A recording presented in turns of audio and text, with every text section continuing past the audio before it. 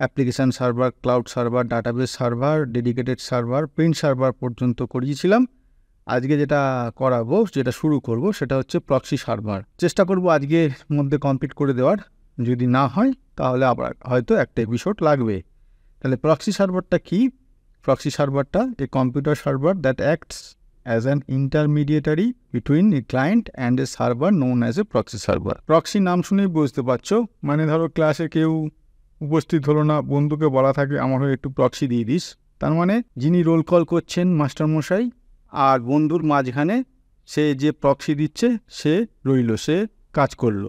এখানেও ঠিক তেমনি আমাদের যে কম্পিউটার সার্ভার থাকবে, ধরো আমরা আমাদের একটা অফিস বা কোনো কোম্পানি অর্গানাইজেশন আছে, আমরা ডাইরেক্ট সেখানে নেট কানেকশান বা বাইরের কোনো কানেকশান পেতে গেলে ডাইরেক্ট সেখানে পেতে পারি, অথবা মাঝখানে একটা সার্ভার রাখতে পারি। সেখানে কি হবে, এই ধরো এটা একটা অফিস অর্গানাইজেশন, ঠিক আছে? অফিস অর্গানাইজেশনে এখানে অনেক কম্পিউটার আছে, আর এটা বাইরের দুনিয়া। ধরো আমি এখানে ইন্টারনেট বলে লিখছি, ঠিক আছে? এটা হচ্ছে পুরো ওয়ার্ল্ডের ব্যাপার,